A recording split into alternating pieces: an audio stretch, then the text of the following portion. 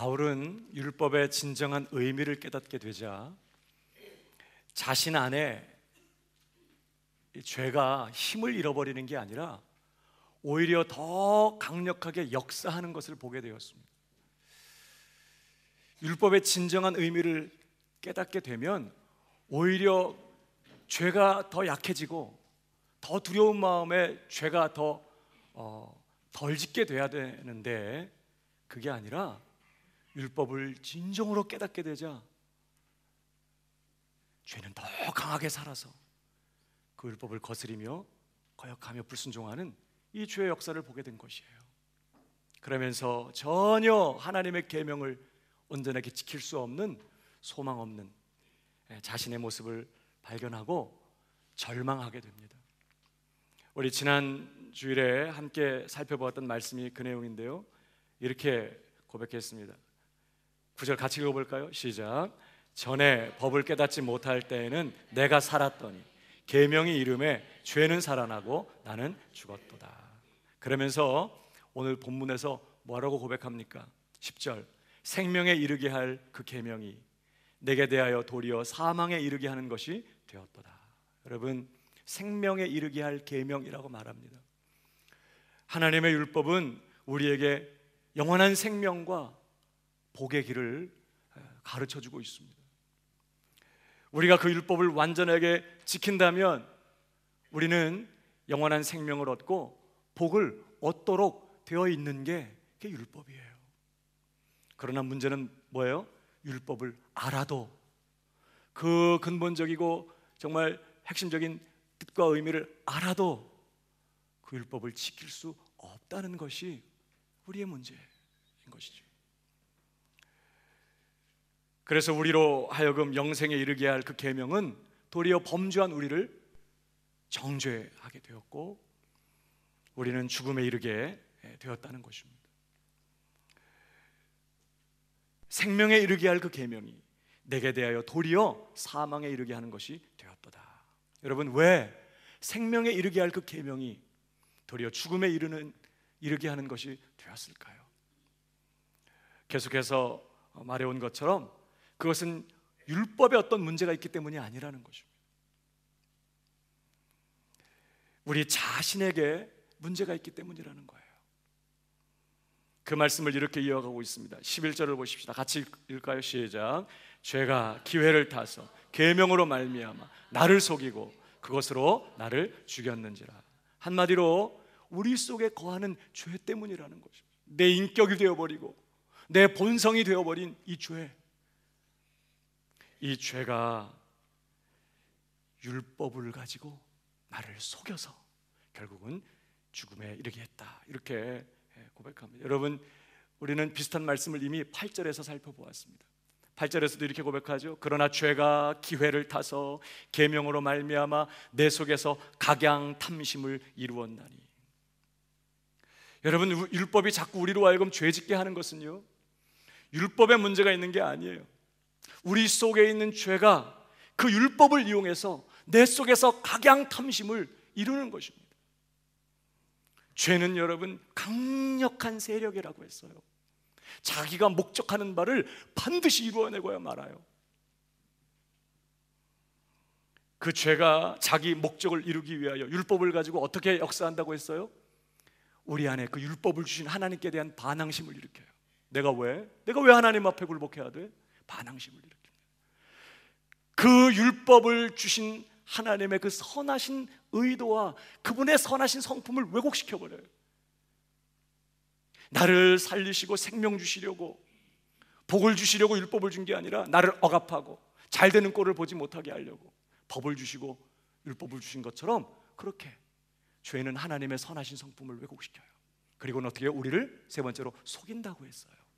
그래서 결국은 우리가 불순종하도록, 겉으로 드러낸 행동은 아니라도 우리 마음에 각양 악한 탐심을, 욕심을 품고 상상으로, 생각으로 죄짓도록 죄는 강력하게 우리 안에서 역사한다고 했습니다.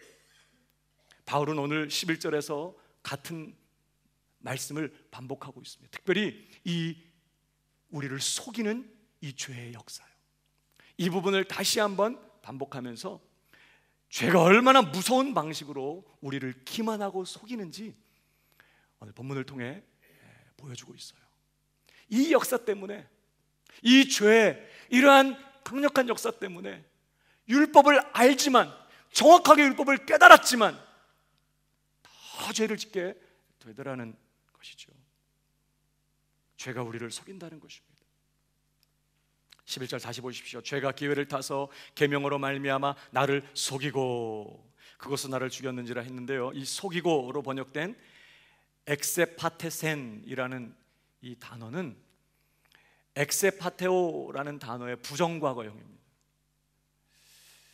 그 일이 일어나 버린 것을 얘기해요. 특별히 이 엑세파테오라는 이 단어는요, 속인다라는 뜻의 아파테오라는 단어에다가 강조의 의미인 이 접두어 에크라는 단어가 결합된 단어예요. 그래서 속이는데 에크, 강조하는 단어가 붙어 있어요. 그러니까 엑세파테오는 뭐예요? 철저히 속인다 그런 뜻입니다. 엑세파테센 이렇게 부정과거형으로 됐으니까 철저하게 속였다 이런 뜻입니다. 완전하게 속였다 이런 거. 어중간하게 아니라 정말 완전하게 속였다는 뜻이에요. 그러니까 바울의 지금 이 고백은 무슨 뜻입니까? 죄가 율법을 가지고 바울을 어떻게 했다고요? 철저하게 속였다는 거예요. 완전하게 기만했다는 거예요. 누가? 내 안에 있는 죄가. 누구를? 나를. 여러분, 우리가 정말 기억해야 될 진리는요, 우리 안에 거하고 있는 이 죄예요. 이미 우리의 인격과 성품과 본성이 되어버린 이 죄는 두 가지. 하나는 하나님 다음 가는 강력한 세력이라는 거예요. 자기 안에서 죄의 충동이 일어나면 정말 하나님의 은혜 없이는요 다 넘어가고 말아요. 정말 하나님 다음 가는 전능한 세력이 있다면 죄의 세력, 내 안에 있는 죄 뿐만 아니라 두 번째, 전능한 세력일 뿐만 아니라 그 죄는 아주 교활하다는 거예요. 그게 오늘 본문의 이야기입니다. 아주 교활, 철저하게 우리 자신을 속이고 무섭게 속이고 기만하는 그런 세력, 내 안에 있는 죄라고 지금 말하는 것입니다. 여러분, 원래는 누가 처음 에덴 동산에서 인간을 속였죠? 마귀가 뱀을 통해서 인간을 속였죠. 여러분, 성경 창세기 3장 13절을 보십시오. 여호와 하나님이 여자에게 이르시되 네가 어찌하여 이렇게 하였느냐? 여자가 가로되 뱀이 나를 꿰므로 내가 먹었나이다. 뱀이 나를 꿰므로. 정말 완전하게 속인 거예요. 뱀을 통해서 마귀가 인간을. 결코 죽지 아니하리라. 따먹는 날에는 너희 눈이 밝아 하나님과 같이 될 것이다. 완전하게 속여버렸어요. 그래서 그냥 자빠지고 말았던 것이죠. 이렇게 철저하게 완전하게 속이던 이 마귀의 이 속임의 역사가 이제는요, 인간이 타락하고 난 다음에는 그 마귀에게 속이는 그 악한 본성이 어디 안에 있는 거라고요? 내 안에 와 있어요. 오늘 본문을 히브리서 3장 13절을 보십시오. 오직 오늘이라 일컫는 동안에, 지금 신자들에게 하는 거예요. 매일 피차 권면하여 너희 중에 누구든지 죄의 유혹으로 강팍해 됨을 면하라. 여러분, 여기 죄의 유혹으로 강팍해 됨을 면하라, 이 표현은 죄 짓도록 만드는 유혹으로부터 강팍해 되는 걸 면하라, 이런 표현도 되지만, 여러분, 여기 죄의 유혹이라고 지금 나와요. 여러분, 마귀의 유혹이 아니야. 지금 죄의 유혹이에요. 여기 유혹이라는 이 단어가 속인다는 뜻의 아파타오의 명사형입니다. 아파테, 속임이에요. 똑같은 단어예요. 그러니까 죄의 속임으로 강팍해 됨을 면하라, 그런 뜻입니다. 죄가 우리를 속이는 거예요. 여러분, 우리는요 어떤 악한 생각이 들어오거나 어떤 악한 죄의 유혹을 받을 때 마귀가 나를 속이고 마귀가 나를 유혹했다고 그렇게 쉽게 해요. 마귀는 이럴 것입니다. 나 아니야. 마귀는 지금 할 일이 많아. 그렇잖아도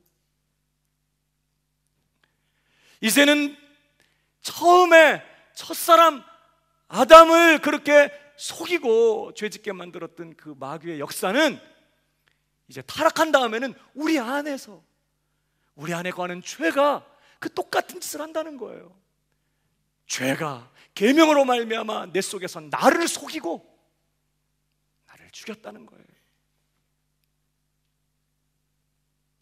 이런 죄가 속이는 역사로부터 강팍해야 되는 것을 면하라. 다시 말하면 이전에 예수 믿기 전에 완고한 마음 가지고 죄를 지으며 고집스럽게 죄의 길을 가던 그 삶을 살지 말라는, 그런 삶을 피하라는 거예요. 죄의 속임으로부터 강팍해됨을 면하라. 원수가 어디 있어요? 이제 내 안에 들어와 있어요. 그게 내 본성이에요. 그게 내 인격이라고요. 내 속에 거하는 죄가 이제는 마귀가 하던 그 기만하고 속이고 유혹하고 꾀고 그릇된 길로 인도하는 그 일을 내 속에서 내게 하고 있는 것이에요. 대부분의 사람들은요, 죄가 나쁜 것이고 잘못된 것이라고 그렇게 알고 있습니다. 또 죄의 결과가 얼마나 비참하고 끔찍한 것인지 잘 알아요. 그래도 죄는 줄어들고 있지 않습니다. 사람들은 불의하고 부도덕한 사람들을 비난합니다. 불의하고 부도덕한 그런 죄를 범한 자들은 마땅히 형벌을 받아야 된다고 생각해요.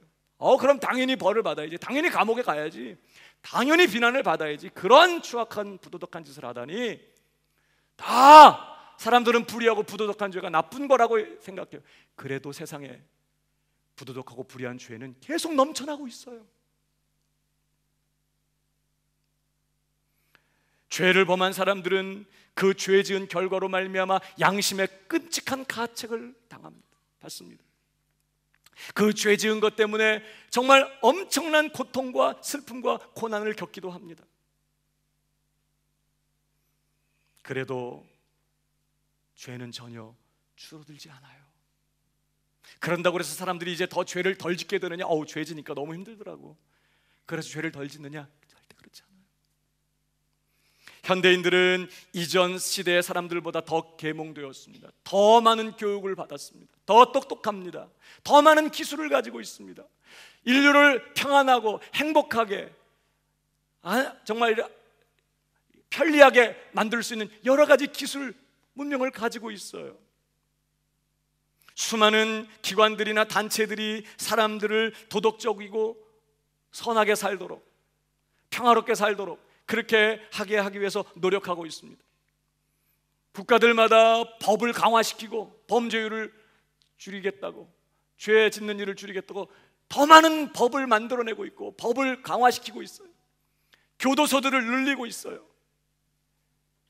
그래도 죄는 줄어들지 않아요.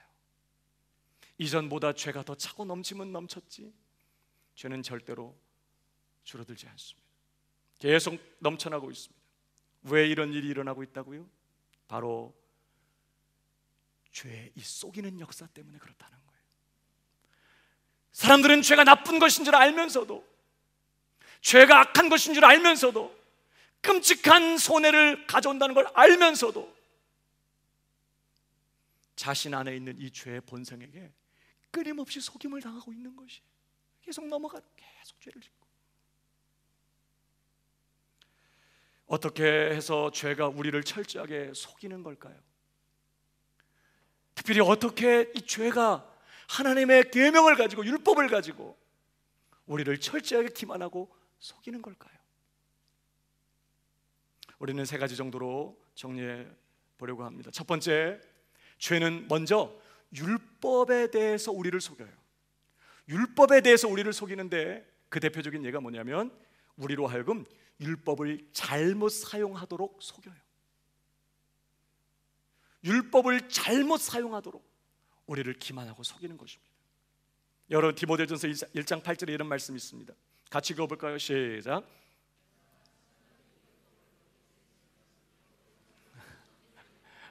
다시 한번. 다시 시작. 그러나 사람이 율법을 법있게 쓰면 율법은 선한 것인 줄을 우리가. 여러분, 율법을 올바르게 사용한다면 율법은 유익하고 선한 것이라는 거예요.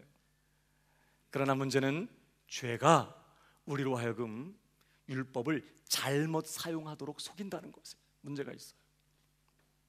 어떻게 속일까요? 여러분, 죄는요, 우리에게 드러나지 않은 생각, 드러나지 않은 어떤 상상, 어떤 드러나지 않은 어떤 그런 마음의 태도는 전혀 문제가 되지 않는다고 속이는 것입니다. 겉으로 드러나는 행동이 문제지, 마음에 어떤 악한 상상을 품는다든지, 어떤 악한 생각을 한다든지, 악한 욕심을 품는다든지, 어떤 다른 사람에 대해서 어떤 악한 그런 태도를 갖는다든지, 그런 거는 전혀 문제가 되지 않는다고 말하는 것입니다. 여러분, 세상 법정을 보십시오.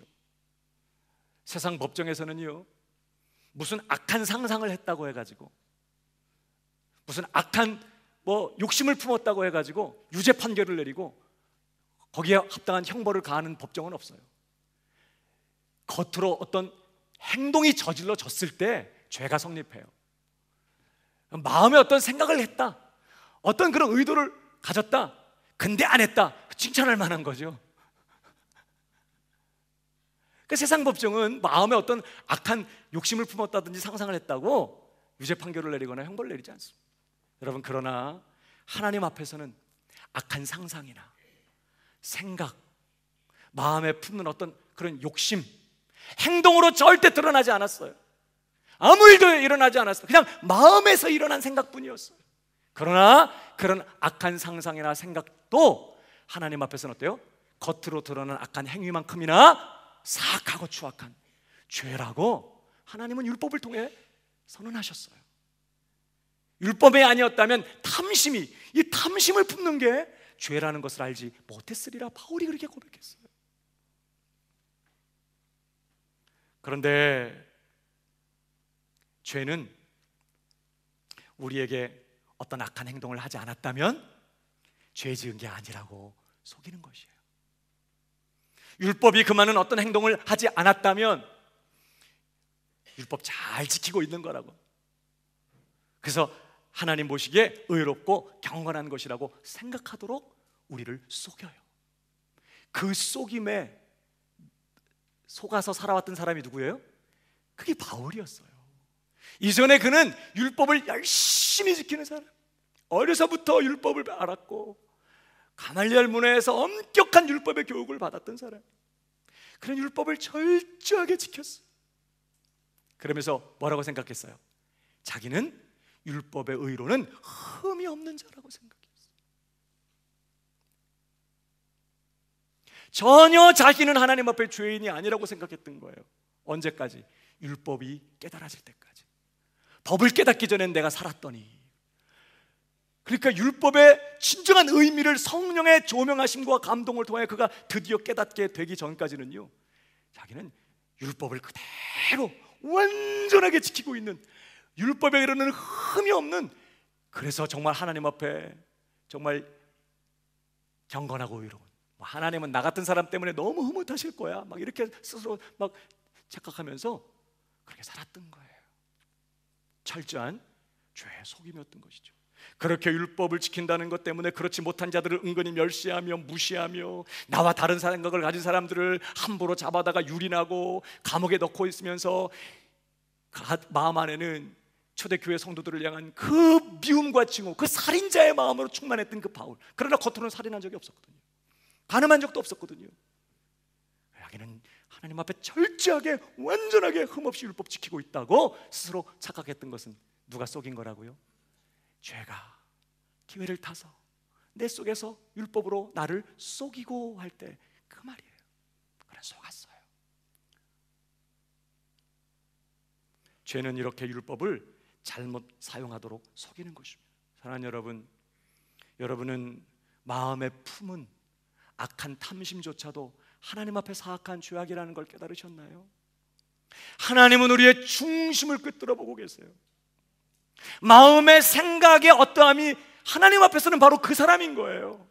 겉으로 아무리 경건한 모습을 하고 있어도 마음에 음란한 생각이 있으면 그 사람은 하나님 앞에 아주 음란한 사람인 거예요. 겉으로는 아주 경건하고 평화로워 보여도 그 마음에 누군가에 대한 용서하지 못하는 그런 마음을, 앙심을 품고 악감을 품고 있다면 그는 하나님 앞에 살인자라는 것이에요. 여러분은 우리 마음 안에 품는 생각, 악한 생각, 태도, 상상조차도 하나님 앞에 사악하고 추악한 죄라는 걸 깨달으셨어요? 근데 죄는 우리를 속여요. 겉으로 드러난 죄 행위 아니면 아무 문제될 게 없는 거야. 나도 모르게 그렇게 스스로에게 설득당해서 부담 없이 악한 생각도 하고, 무슨 말 들으면 즉각적으로 말은 하지만 판단하고 어떤 악한 의도들을 품기도 하고, 끊임없이 우리 안에는 죄가 정말 그렇게 역사하고 있는 것이죠. 사랑하는 여러분, 더 이상 이런 죄의 역사에 속지 않게 되기를 주님의 이름으로 축복합니다. 마음이 하나님 앞에 성결해야 돼. 우리는 우리의 마음이 거룩한 성전 되도록, 우리 구원받았지만 예수 그리스도 안에 모든 죄 용서받았지만 아직 죄가 없어진 건 아니에요. 죄에 대해서 내가 죽은 거지 죄가 죽은 게 아니에요. 아직도 죄는 내 안에 역사하고 있어. 끊임없이 우리의 생각과 마음 안에 악한 탐심과 더 생각과 상상으로 범죄할 때마다 십자가를 붙들고 우리 마음이 청결해지고 우리 마음이 거룩해지고, 주께서 우리 안에 정직한 영을 새롭게 하시고 성결한 영을 우리 안에 부어주시도록 그렇게 하나님 앞에 서는 저와 여러분 되기를 주님의 이름으로 축복합니다. 우리 속아서는 안 돼요. 여러분뿐만 아니라 죄는 두 번째로 우리 자신에 대해서도 속인다는 것이에요. 자, 첫 번째는 율법에 대해서 속인다고 했어요. 두 번째는 우리 자신에 대해서 속여요. 여러분, 하나님이 우리에게 율법을 주셨다는 것, 그 자체가 우리에게 뭘 의미할까요? 하나님이 우리에게 법을 주셨어. 그분이 법을 제정하시고 우리에게 그 법을 따라 살라고 법을 주셨어요. 율법을 주셨어요. 여러분, 그게 뭘 의미해요? 하나님이 우리의 주인이시고 우리 삶의 왕이시라는 거예요. 스스로 선과 악을 결정하시고, 자기 뜻대로 선과 악을 결정하시고, 인간이 따라 살아야 할 법을 제정하시고, 인간을 다스리시고 통치하시는 분은 누구시라고요? 하나님이세요. 하나님이 법을 제정하실 때 우리에게 와서 의논하지 않으셨어요. 이렇게 하려고 하는데 괜찮겠냐고 묻지 않으셨어요. 하나님이 스스로 선과 악을 결정하세요. 그리고 너는 선을 따라 살아라. 내 법을 따라 살아라. 그리하면 영원히 살리라. 따먹지 말아라. 따먹는 날엔 정령 죽으리라. 이 말이 그 말이에요. 너는 하나님이 아니야. 너는 왕이 아니야. 이 모든 것 내가 너에게 다 맡기고 이 모든 것 다스리고 지키도록 이 모든 것들 너에게 다 맡겼지만, 그러나 네가 왕이 아니라는 걸 기억해야 돼. 너는 내 앞에서는 나의 종이야. 나를 신뢰하고 내게 굴복하고 내게 순종할 때에만 너는 영원히 안전하고 행복할 수 있는 걸 넌 꼭 잊지 마. 하나님은 인간에게 그렇게 말씀하신 거예요. 그러니까 이 법을 주셨다, 율법을 주셨다는 것은 하나님이 우리의 왕이시라는 거예요. 우리 인간은요, 그렇게 절대적인 자유와 주권을 가지고 스스로 법을 결정하시고 우리에게 법을 주시는 그 하나님께 의지하여, 그 하나님을 신뢰하여, 그 하나님을 사랑하여 그 하나님께 굴복하고 순종하고 따라가는 것이 우리의 본분인 것이에요. 여호와를 경외하여 하고 그 명령을 지킬지어다. 이것이 사람의 본분이니라. 전도서 마지막 장 마지막 구절.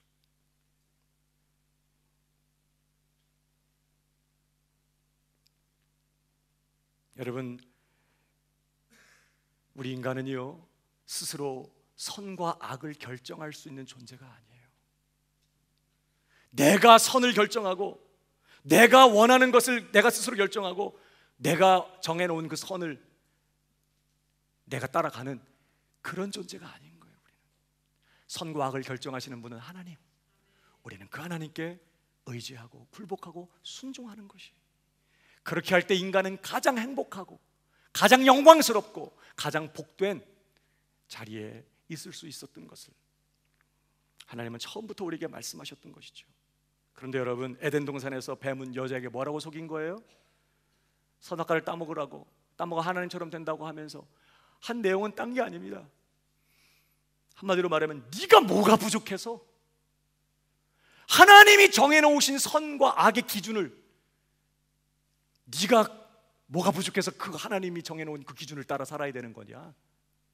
네가 선악을 알게 하는 나무의 실과를 먹기만 하면 너도 하나님처럼 지혜로워지고 너도 하나님과 같이 되어서 스스로 선과 악을 결정하고 네가 원하는 것을, 네가 선이라고 여기는 것을 따라 사는 그런 무한히 자유로운 존재가 될 수 있는데 네가 뭐가 부족해서?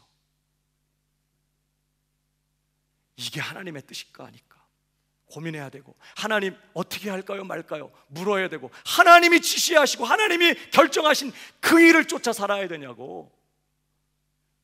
딱 한 가지, 이거 따먹기만 하면 너 하나님같이 될 수 있어.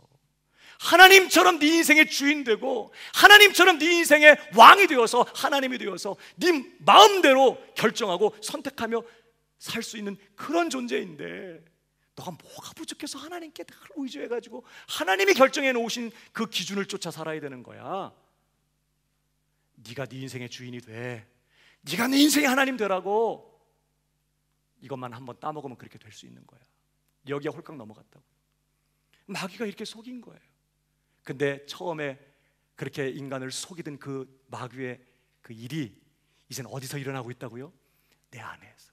내 안에 있는 죄가 지금도 나를 속여요. 네 위에 하나님 같은 존재는 필요 없다는 거예요. 네가 스스로 하나님이 되고 네가 스스로 네 인생의 주인이 되라는 거예요. 뭐 하나님께 물어보고 하나님이 정해놓으신 길을 따라가고 하나님이 정해놓으신 기준을 쫓아가고, 네가 뭐가 부족해서? 너는 충분히 하나님과 같이 될 수 있는 가능성과 자질과 능력이 충만한 존재인데 뭐 하려고 네가 하나님께 의존하는 거야? 네가 네 삶의 하나님이 돼. 네가 네 삶의 주인이 되고, 그래서 네 인생을 주도적으로 살아가라고. 그래서 영어 단어로 세 글자로 하면 뭐예요? Just do it. 나이키. Just do it. 네가 결정하고 네가 선하다고 여기는 것, 네가 원하는 것 해. 그걸 뭘 하나님한테 가서 물어보고 하나님의 말씀 앞에 그걸 비교해보고 왜 그렇게 사는 거야? 너가 바보야. 너는 하나님 같이 될 수 있는 존재라고. 이렇게 죄가 끊임없이 우리 자신에 대해서 속이고 있다고요. 우리는 여러분 그럴 수 있는 존재가 아니거든요. 어떻게 한 치 앞도 내다볼 수 없는 인간이 무엇이 선인지 악인지를 결정하고 이것 이렇게 하는 게 옳은 거야 스스로를 결정하고 어떻게 그 길을 걸어갈 수 있냐고, 그 결과가 어떻게 될 건지 전혀 모르는 인간이, 앞에 어디에 길이 있는지 모르는 사람이 막 자동차를 100km 이상으로 밟고 달려가는 게 얼마나 위험하냐고요. 우리 인생은 내가 지금 결정한 일이 어떤 결과를 맺을지 전혀 몰라요. 내가 선이라고 여겨서 한 게 결국 복된 결과를 갖고 온다고 확신할 수 있어요? 아니요. 우린 그럴 수 있는 능력이 없다니까요. 오직 하나님만 그렇게 하실 수 있다. 근데 죄가 이제 우리를 속이는, 마귀가 너 따먹어 하나님처럼 될 수 있다고. 네가 하나님 될 수 있는데 왜 뭐가 부족해서 하나님께 의지하고 사는 거야? 지금도 마귀가 네가 네 인생의 주인 돼. 네가 하나님이야. 네가 원하는 거 돼. Just do it. 여러분, 이 Just do it, 이 나이키 이 슬로건이요, 나이키가 경쟁사인 리복을 제끼고 세계적인 스포츠웨어 계에서 1등 자리를 꿰찰 수 있었던 그 슬로건이 바로 이거였어요. Just do it. 사람들이 막 열광을 한 거예요. 왜? 모두 안에 이게 있거든요. 그렇게 내가 내 인생의 주도권을 가지고 내가 내 인생의 주인 노릇하고 싶은 그게 있는데 나이키가 도와준 거야.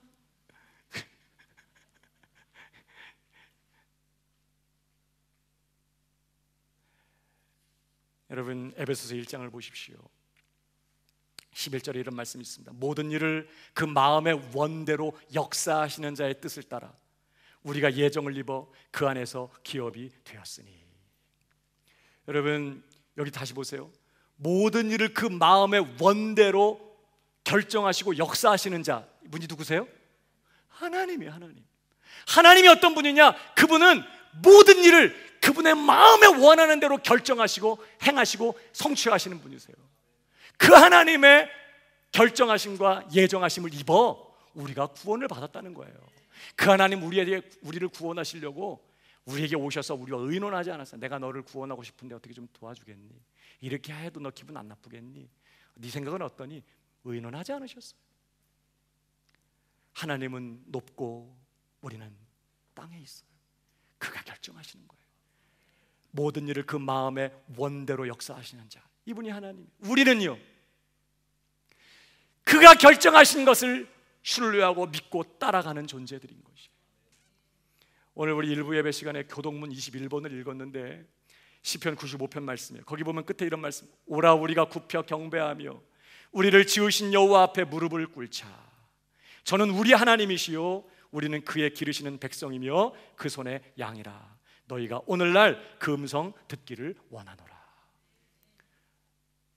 자기 마음의 원대로 결정하시는 분은 하나님, 그건 하나님만 하시는 거예요. 우리는 그 하나님의 하나님 되심 앞에 무릎을 꿇고 그분이 말씀하신 것 아멘으로 받고 그 음성의 귀를 기울이고 그 말씀을 쫓아가는 것이에요. 우리는 그 손의 양이라. 여러분, 양, 목자가 양한테 양 오늘 어디 가고 싶니? 뭐 먹을래? 어디 갈까? 난 아무 생각이 없는데 오늘 너에게 좀 아이디어가 있니? 목자가 그런 목자 있어요. 아주 무능한 목자예요. 못난 목자. 전날 이미 목자는 다 생각해놔요. 오늘은 양을 어디로 데려갈 것인가? 거기 푸른 초장 쉴 만한 물가로 가기 위해서는 좀 험난한 계곡을 지나가야 되는데 그래도 오늘은 그리 가야겠다 이렇게 생각하고 아침부터 양을 부르면 그리 데려가는 것이죠. 양이 할 일은요, 뭐 할 말이 있어? 어디 가실 건데요? 좀 가다가 왜 사망의 음침한 골짜기로 들어가는 거죠? 잡아먹으려고 그러죠. 나쁜 양이에요. 그냥 양은 목자 그냥 맡기고 따라가는 거예요.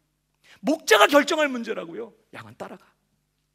사망의 음침한 골짜기를 지나가지만 그러나 저 목자가 나를 사랑하시고 손에 지팡이와 막대기로 나를 안위하시니 두려움이 없어라. 그러면서 가다 보니까 엄마야 여기가 천국이구나. 또 쉴만한 물가 푸른 초장이 있는 것이죠. 여러분, 우리는 그의 손의 양이에요. 내 양은 내 음성을 들으며 나는 저희를 알며 저희는 나를 따르느니라. 이게 우리의 본분이에요. 이게 우리가 있어야 될 자리라고요. 이게 가장 행복해.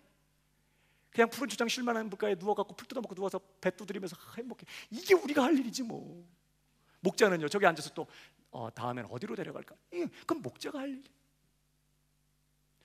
모든 일을 자기 마음의 원대로 역사하시는 분, 이분이 하나님이세요. 근데 여러분, 어떤 일이 벌어졌는지 보십시오. 자, 에베소 그다음 2장으로 넘어가면 이런 말씀이 있습니다. 2장 1절, 너희의 허물과 죄로 죽었던 너희를 살리셨도다. 그때에 너희가 그 가운데서 행하여 이 세상 풍속을 쫓고 공중의 권세 잡은 자를 따랐으니 곧 지금 불순종의 아들들 가운데서 역사하는 영이라. 전에는 우리도 다 그 가운데서, 자, 허물과 죄로 죽은 가운데서 이 세상 풍속을 쫓고 공중의 마귀 따라갔다는 거죠. 다 그 가운데서, 자 보세요, 우리 육체의 욕심을 따라 지내며 육체와 마음에 원하는 것을 하여. 원래는 마음에 원하는 것을 하는 분이 누구라고요? 이분이 하나님이야. 우리는 그분이 정하신 그분의 뜻을 쫓아가는 거거든요. 근데 이제는 타락한 다음에 뭐 하고 있다고요? 허물과 죄로 죽은 상태에서는 내가 육체와 마음, 내 마음에 원하는 것을 하는 거예요. 이게 얼마나 사악한 죄냐? 그 다음 보세요. 하여 다른 이들과 같이 뭐라고요? 본질상 진노에. 여러분 이해가 되세요? 아니 내 마음대로 사는 게 뭐 큰 죄야? 내가 그냥 뭐 결정을 내가 뭐 하는 게 무슨, 그렇다고 뭐 다른 사람 해를 입혔어, 뭐 내가 다른 사람한테 뭐 손해를 끼쳤어, 뭐 죽이기를 했어, 도적질을 했어. 그럼 내가 좋은 거라고 생각해서 그냥 내가 한 일인데, 근데 여러분 성경은 뭐라고요? 육체와 마음이 원하는 것을 하는 바로 그 일이 하나님의 진노로 영원히 멸망마다 마땅한 그 사악한 죄라고 지금 선언하는 거예요. 왜? 원래 이것은 하나님만이 하시는 일인데 이제는 내가 하고 있다는 거예요. 무슨 말이에요? 내가 내 인생의 주인이 되는 거예요. 내가 내 인생의 하나님 되는 것입니다. 내가 스스로 선과 악을 결정해 내가 원하는 것을 결정하고 이제 내가 선이라고 여기는 것을 내가 스스로 쫓아가는 것이에요. 하나님의 법과는 상관없이, 그분의 뜻과는 상관없이. 그래서 묻지 않고 사는 것입니다. 하나님 가야 돼요, 말아야 돼요? 하나님 할까요, 말까요? 하나님 주님의 뜻이 뭐예요? 하나님 나는 이렇게 하기 원하는 마음이 있는데 하나님의 생각은 어떠세요? 하나님의 뜻이 뭐예요? 하나님께 물어보고 하나님의 뜻이 무엇인지를 찾고 그 말씀, 그 뜻을 쫓아 걸어가야만 할 우리가 이제 뭐 하고 있다고요? 안 물어. 내가 내 인생의 하나님인데 뭐. 내가 지금 이 결정한 것이 어떤 결과를 초래할지 모르면서 그냥 이렇게 되면 잘 되겠지 스스로 생각하고 추측하고 가는 것이. 여러분, 사울 왕, 다윗과 사울의 차이가 뭔지 아십니까? 하나님께서 사울을 왕으로 삼으신 것을 얼마나 고통스러워 하셨는지 몰라. 여러분, 역대상 10장 13절을 보십시오. 사울의 죽은 것은 여호와께 범죄하였습니다. 하나님이 그의 범죄 때문에 사울을 죽이셨어요. 저가 여호와의 말씀을 지키지 아니하고 또 신접한 자에게 같이 경하고 그가 범한 죄가 뭐냐? 14절 시작. 묻지 아니하였으므로 여호와께서 저를 죽이시고 그 나라를 이새의 아들 다윗에게. 여러분, 사울의 죄가 뭐라고요? 내가 왕인데 누구한테 물어봐요? 내가 결정하면 되는 거지. 그러나 이것이 하나님 앞에 얼마나 무서운 죄인지. 이건 반역이야. 더 이상 하나님 간섭하지 마요. 내가 내 인생 하나님이에요. 죄가 우리를 그렇게 속인다고요. 네가 하나님 될 수 있는데, 하나님처럼 살 수 있는데 네가 뭐가 부족해서 하나님께 굴복해? 네가 주인이 되라고, 네가 결정하라고. 끊임없이 그 속임에 넘어가서 끊임없이 우리는 그렇게 묻지 않고. 다윗은 어때요? 왕이 된 다음에 블레셋이 쳐들어와요. 뭐라 그래요? 올라갈까요, 말까요? 물어봐. 아니, 당연히 올라가야지. 옛날 사울 같으면 당연히 올라가죠. 하나님께 물어봐. 아니, 왜 저기 쳐들어왔는데 올라갈까요, 말까요? 올라가라. 내가 그들을 네 손에 붙이리라. 할렐루야. 그리고 가서 똑같은 장소로 똑같이 블레셋 군대가 쳐들어왔어. 그럼 당연히 예전에도 올라가라고 했으니까 올라가면 되겠죠. 근데 또 물어봐. 하나님, 올라갈까요, 말까요? 주님 뭐라 그래요? 올라가지 말고 돌아가라. 다윗과 사울의 차이는, 사울은 자기가 왕이고 다윗은 하나님이 내 왕이고. 그래서 물어보는 거예요. 여러분 어떠세요?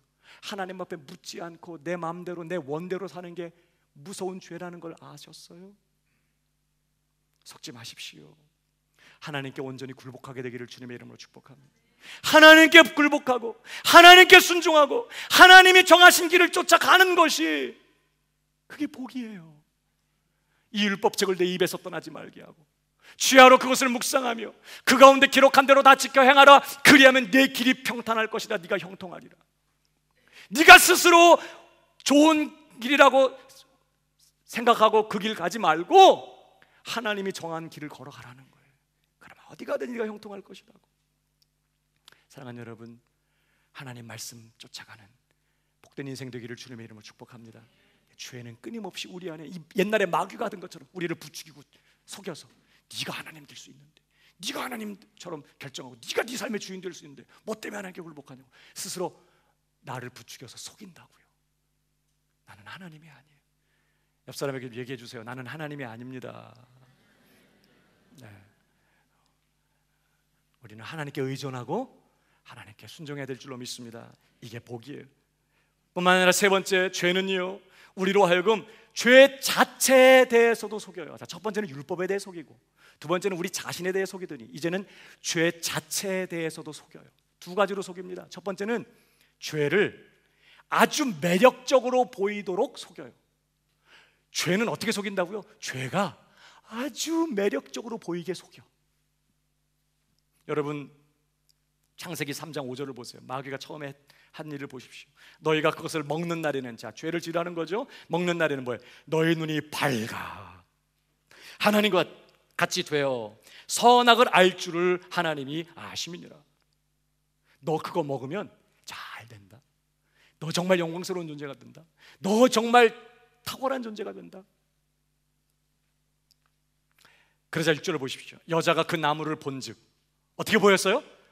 먹음직도 하고 보암직도 하고 지혜롭게 할 만큼 탐스럽기도 한 나무인지라.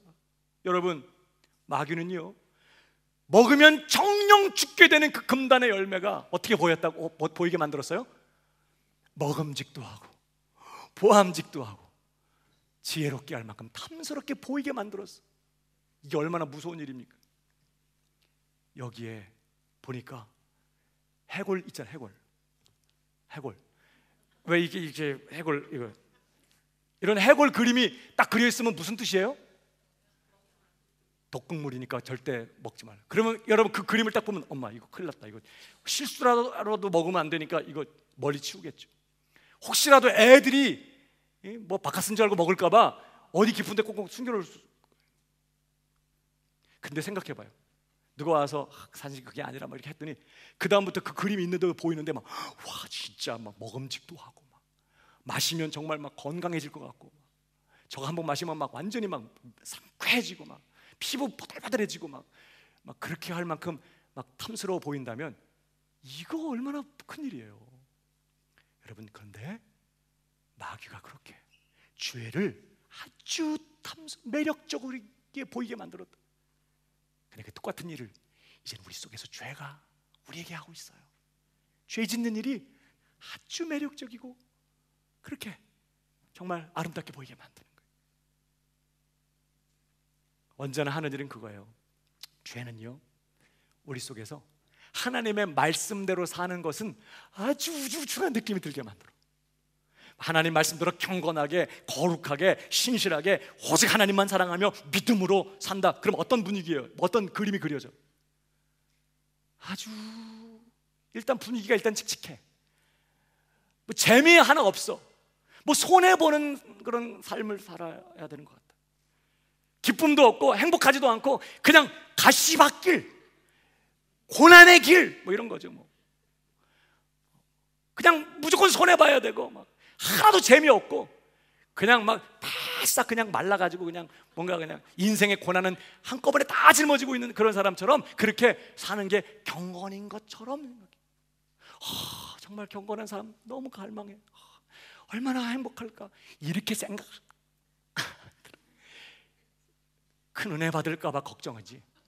부흥회라도 하거나 어떤 큰 강사 목사님이 와서 막 해갖고 막 주여 내가 주를 위해 살겠나이다 막 나도 모르게 막 이렇게 막 헌신하게 될까 봐 걱정이지 뭐. 은혜 받을까 봐. 왜? 옛날에 그렇게 해봤는데 그렇게 살면서 힘든 게 많아서 그래서 이제 적당히 은혜 받으려고.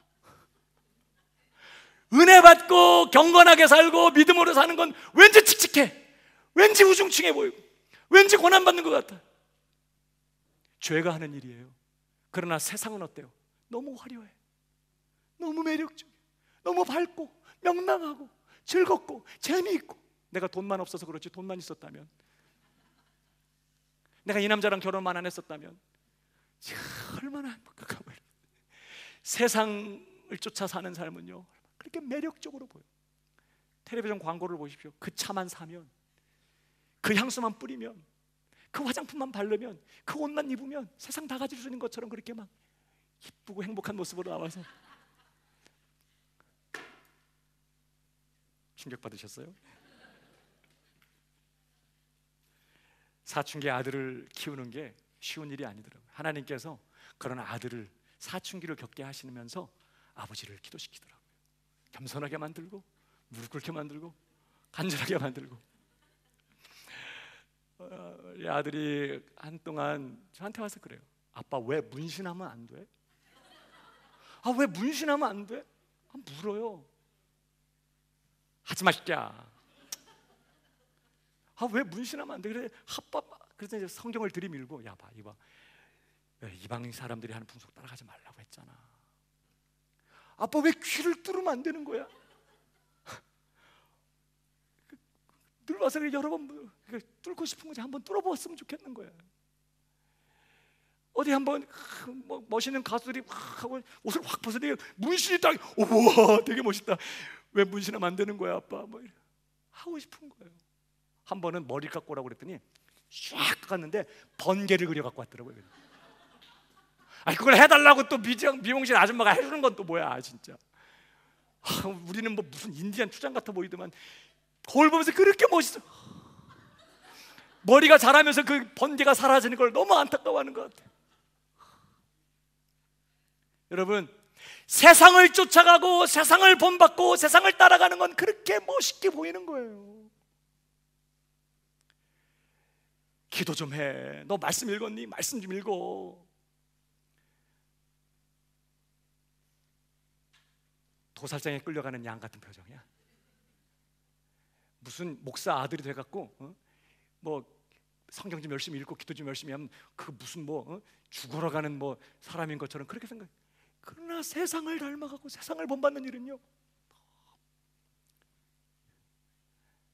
여러분, 에베소서 2장 2절에 그때 너희가 그 가운데 행하여 이 세상 풍속을 쫓고 공중의 권세 잡은 자를 따랐으니, 여러분, 공중 권세 잡은 자가 이 세상 풍속을 가지고 사람들을 끌어갈 때 너무나 아름답고 화려하고 재밌고 그런 모습으로 보이게 만들어 끌어가는 거 아세요? 세상은 이렇게 화려할 수가 없어. 이런 세상이 다 있네 막 이렇게 생각하면서 문신하고 귀뚫고 막 담배 피고 막 이런 거를 너무 멋있게 보이게 만들어. 여호와를 경외하고 경건하고 신실하고 이렇게 살아가는 건 우중충하고 막 목사들 태어난 거는 거의 재앙이고 막 이렇게 생각하게 만드는 거예요. 여러분, 죄는요 절대 우리로 하나님을 경외하는 삶을 아름답게 보이게 하지 않아요. 세상을 쫓아가는 것을 그렇게 매력적이게 보여요. 여러분, 그 드라마나 영화를 보면서 남의 배우자와 함께 사랑에 빠져가지고 막 커피를 마시고 해변을 손을 붙들고 거닐고 그윽한 눈표를 하면서 서로에게 쳐다보고 막 이런 거를 보면서 우씨 저런 망할 놈들 막 이런 생각이 들어요? 좋겠다. 이 드라마는 무슨 이런 아침부터 정말 더러워서 내가 이거 싹 꺼요? 아이고, 언제쯤이나 저 사랑이 열매를 맺을까? 그러면서 나는 이제 더 이상 몸매도 안 되고 내가 사실 그때 그 남자랑 결혼을 했었어야 되는데 인생의 큰 실수였지 뭐. 나는 그래도 내가 만약에 그때였다면, 그러면서 상상의 날개를 피는 거지 뭐. 각양 탐심을 이루는 거예요. 그렇게 죄는요 거룩하고 경건하게 사는 삶은 아주 칙칙하고 우중충한 것처럼 보이게 만들고, 세상 쫓아 사는 삶은 그렇게 화려하고 재밌고 정말 기쁘고 즐겁고 아름답게 보이도록 그렇게 하고 있다는 거예요. 이건 아주 무서운 죄의 기만이고 죄의 속임이라는 거예요. 장차 불태워질 이 장망성, 그런 죄 때문에 세상 풍속을 쫓고 공중권세를 따르면서 불순종하며 살아가는 이 모든 세상은 마지막 날에 불태워지기 위하여 작정되고 준비되고 있다는 성경의 말씀은 싹 숨겨놓고 그냥 그렇게 딸려가면 인생이 너무 행복할 것 같은 이러한 속임이 우리 안에 역사하고 있다는 거 아세요? 그래서 잠언은 뭐라고 말해? 내 아들아, 지혜가 제일이니 지혜를 얻으라. 지혜는 그 무엇과도 바꿀 수 없는 가장 값진 보아이니 너 지혜를 얻으라. 지혜가 뭐야? 여호와를 경외하는 거잖아요. 그러니까 막 여호와를 경외하게 되면 얼마나 행복할까? 여호와를 경외하면 얼마나 영광스러울까? 여호와를 경외하는 사람은 얼마나 아름다울까? 나 지혜가 있기를 원해. 아버지 내게 지혜 주세요. 이런 성도는 거의 없어. 여호와를 경외해.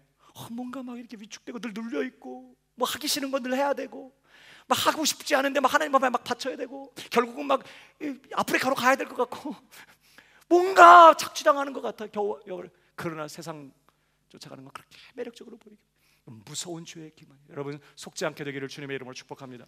여호와를 경외하는 것이 여러분 삶의 가장 큰 보화인 것을 믿으시기 바랍니다. 경건하게 사셔야 돼요. 이 속임을 받지 않아요.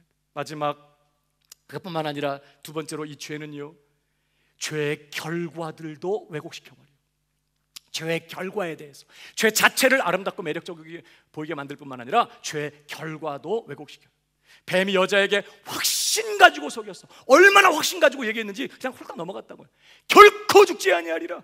따먹는 날에는 네 눈이 밝아 하나님처럼 될 것이다. 그거 하나님이 싫어서 따먹지 못하게 한 거다. 이런 식으로 완전 따먹으면, 불순종하면 정말 행복해지고 정말 잘 되고 정말 영광스러워질 거라고 확신 가지고 속였어요. 따먹었습니다. 그날로 말씀하신 대로 영원한 파멸에 들어가고 말았어요. 다시 기회 없었어요. 그날로. 그러나 마귀가 그렇게 죄에 대해서 철저하게 인간을 속인 것처럼 이제는 죄가 우리 속에서 죄의 결과에 대해서 끊임없이 우리를 기만해요. 괜찮아, 죄 지어도 하나님 말씀대로 살지 않아도 괜찮아, 오히려 더 잘 된다, 더 행복하다, 더 좋아진다, 더 돈 많이 벌고 더 성공할 수 있다.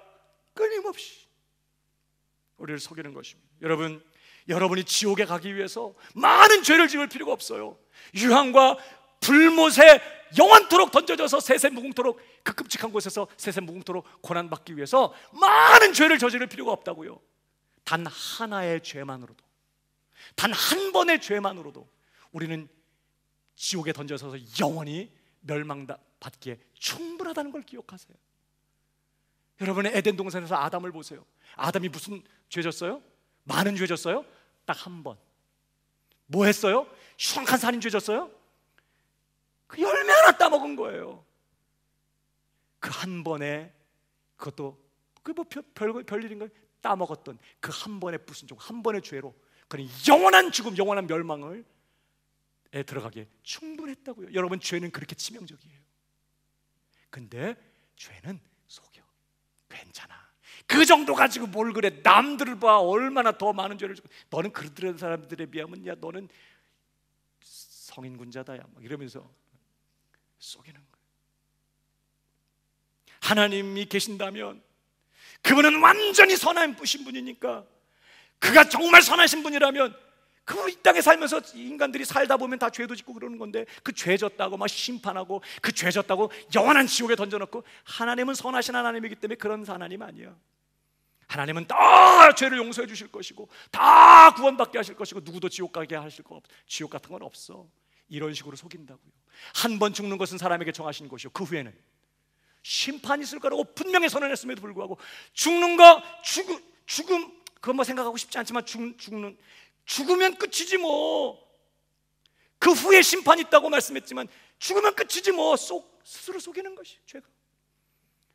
그래서 전혀 죽지 않을 사람처럼, 전혀 심판받지 않을 사람처럼, 전혀 지금 오늘 짓고 있는 이 죄 때문에 영원한 불못에 던져져서 세세무궁토록 고통받지 않을 그런 사람인 것처럼 편하게 부담 없이 이 땅에 살면서 죄 짓도록 철저하게 기만하고 속이는 게 죄의 역사라고요. 그래서 그렇게 많은 사람들이 부담 없이 내일 죽으리니 오늘 먹고 마시자. 하나님은 죽은 후에 심판이 있고 영원한 멸망이라고 했음에도 불구하고 그렇게 대놓고 부담 없이 죄를 짓는 것은 속임을 받고 있기 때문인 거예요. 오늘 결론적으로요, 중요한 요점은 이것입니다. 죄의 이러한 철저한 속임의 역사 때문에 죄인은, 이 죄의 본성을 갖고 있는 이 죄인은 절대로 진리를 믿거나 순종할 수가 없다는 거예요. 왜? 진리의 말씀, 이 계명을 갖고도 우리를 속여가지고 완전히 죄짓게 만드는 이 죄의 이 철저한 완전한 속임의 이 역사, 정말 하나님 다음과는 전능한 이런 속임의 역사 때문에 죄인은 절대로 진리를 믿거나 순종할 수가 없다는 거예요. 여러분, 어디에 그 말씀 있어 보십시오. 데살로니가후서 2장 7절. 불법의 비밀이 이미 활동하였으나 지금 막는 자가 있어 그 중에서 옮길 때까지 하리라. 그때 불법한 자가 나타나리니 주 예수께서 그 입의 기운으로 저를 죽이시고 강림하여 나타나심으로 패하시리라. 악한 자의 임함은 사단의 역사를 따라 모든 능력과 표적과 거짓 기적과, 지금 사단이, 악한 자가 어떻게 유린하는지 보십시오. 모든 능력, 표적, 거짓과, 그 다음에 거짓 기적과 10절 불의의 모든 속임으로 멸망하는 자들에게 임하리니. 멸망하는 자들에게 지금 사단이 뭐라 한다고요? 불의의 모든 속임으로 속인다는 거예요. 미혹한다는 거예요. 절대 그들이 진리를 보지 못하도록 끊임없이 속이고 속여서 죽으면 끝이야, 심판도 없어, 지옥 같은 건 없어, 아예 생각도 않고 살잖아요. 그래서 그저 세상을 쫓아, 그저 화려하고 아름답게 매력적으로 보이는 이 세상을 쫓아서 죄짓고 하나님과 상관없이 내가 내 인생의 주인 되어서 내가 결정하면 내 마음의 원대로 살아가는 삶이 가장 행복한 삶이고 인간적인 삶이고 자유한 삶인 것처럼 끊임없이 속여서 죄짓게 만드는 이러한 불의의 모든 속임으로 멸망하는 자들에게 이 말이니 이는 저희가 진리의 사랑을 받지 아니하여 구원함을 얻지 못함이니라. 그러면서 보세요. 이러므로 하나님이 유혹을 저희 가운데 역사하게 하사 거짓 것을 믿게 하시면, 지금 멸망받을 이 세상에 하나님이 뭐 하신다고요? 유혹을 저희 가운데 역사하게 하셨어요. 그래서 거짓 것을 믿게 하셨어요. 진리를 믿는 게 아니라 거짓 것을 믿게. 이건요, 하나님이 뒤에서 유혹을 보내고 못 믿도록 조장하고 이랬단 뜻이 아니에요. 로마서의 앞부분에 있는 것처럼 그냥 내버려 둔 거예요. 원래 죄인은 이 악한 자 역사, 안팎에 있는 마귀도 그렇게 하지만 이미 타락한 죄인은 자기 안에서 스스로 속이거든요. 이 불의의 속임으로 스스로 거짓 것을 믿고 거짓 메시지를 따라서 죄만 지으면서 그렇게 살아가고 있는 그런 사람들, 인간은 내버려 두면 그렇게 살다가 영원한 멸망에 들어가는 것입니다. 이게 인간이에요. 그러니까 하나님께서 여기 유혹을 저희 가운데 역사하게 하셔서 거짓 것을 믿게 하셨다, 이 말은 그냥 저희 더러운 가운데 내버려 두셨으니 이랑 똑같은 말. 그냥 버려두는 거예요. 그러면 인간은 이렇게 하고만 살아요. 이게 인간이에요. 불의의 속임이 저희 가운데 역사하도록, 거짓 것을 믿고 따라가도록 그냥 하나님이 내버려 두셨어요. 왜? 그 다음 절, 진리를 믿지 않고 불의를 좋아하는 모든 자로 심판받게 하려 하십니다. 이게 얼마나 무서운 심판이에요. 근데 더 놀라운 건 그 다음 절, 주의 사랑하시는 형제들아, 우리가 항상 너희를 위하여 마땅히 하나님께 감사할 것은 하나님이 처음부터 너희를 뭐 하셨다고요? 택하사 성령의 거룩하게 하심과 진리를 믿음으로 구원을 얻게 하심이니. 많은 사람들은 내가 예수 믿었다고 생각해. 내가 복음의 진리를 믿기로 내가 결정하고, 내가 복음의 진리를 믿기로 내가 선택하고, 내가 회개하기로 결정하고, 내가 예수 믿기로 결정하고, 내가 구원받기로 내가 결정했다고 생각해요. 천만에요. 우리는 절대 스스로 진리에 반응할 수 없었던 사람들이에요. 오직 뭐만요? 우리 안에 역사는 불의의 속임에 미혹되어서 스스로 거짓 것을 믿고 거짓 것을 쫓아 살 수밖에 없었던 그런 우리였다고요. 왜 지금 바울이 데살로니가 성도들을 향해 하나님 앞에 난 너희 때문에 너무 감사한다, 마땅히 감사한다, 왜 그렇게 하고 있어요? 왜 감사한다고 그래요? 이거예요. 하나님이 너희도 똑같은 죄인들이었는데 그렇게 똑같이 죄 가운데 거하면서 불의의 속임 가운데 미혹돼서 거짓말에 정말 매어서 거짓을 믿고 죄만 짓다가 영원한 멸망에 들어갈 수밖에 없었던 똑같은 죄인들이었는데 어떻게 했다고요? 하나님이 너희를 처음부터 어떻게 택하셨어. 구원하기로 작정하시고 택하시고 성령으로 거룩하게 하시고, 다시 말하면 거듭나게 하시고, 그 다음 뭐라고 말해요? 진리를 믿음으로 구원받게 하신 거예요. 누가 하셨다고요? 하나님이 하신 거예요. 하나님께서 이것 하지 않으시면, 이 은혜를 주시지 않으시면 누구도 스스로 진리를 마음을 다하여 믿고 순종함으로 구원받을 수 없다는 거예요. 만약에 내가 스스로 그렇게 불의의 속임 가운데 다 거짓을 믿고 거짓을 쫓아 살아가고 있는 때 내가 스스로 그렇게 살기를 거부하고 내가 하나님의 복음의 진리를 믿고 따라가겠다고 스스로 결정해서 구원받은 거라면 여기 뭐라고 해야 돼? 너희들 참 대견하다. 어떻게 이렇게 정말 대견한 일을 한 거냐, 정말 자랑스럽다, 정말 너희들 잘했다, 이렇게 할 건데 그게 아니라 나는 너희를 위해서 하나님 앞에 너무나 감사하다. 왜?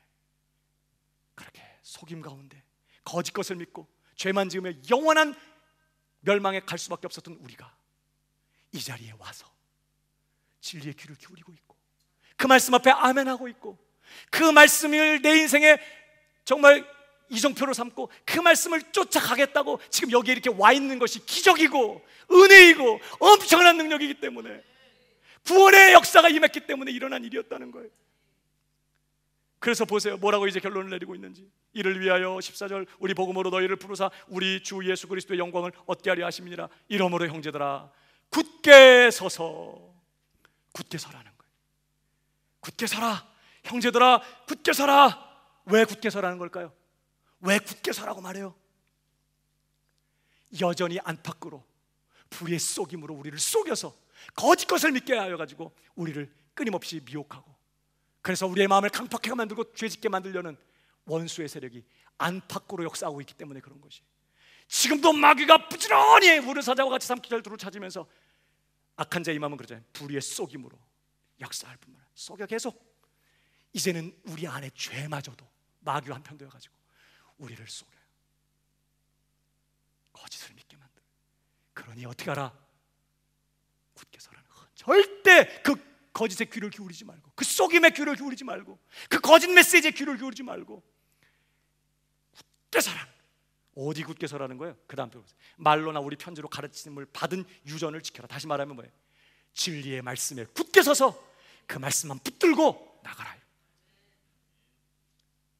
우리 방법이 없어요. 복 있는 사람은 악인의 꾀를, 사실 그 악인이 어디 있는데요? 여기 있어요.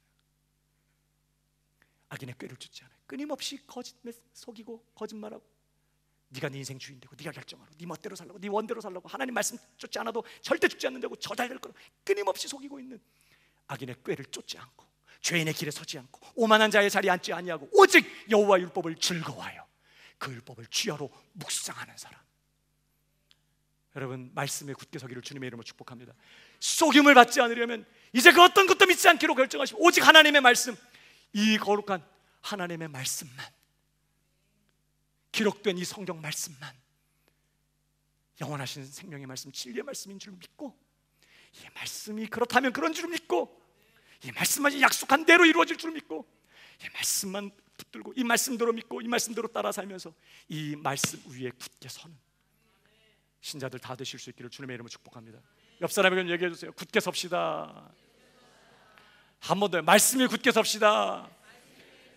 속지 않고 이제 신자답게 살아갈 수 있는 유일한 길은 이거밖에 없어요. 오늘 다시 한번 승리하기로 결정하고 우리 함께 찬양하십시다.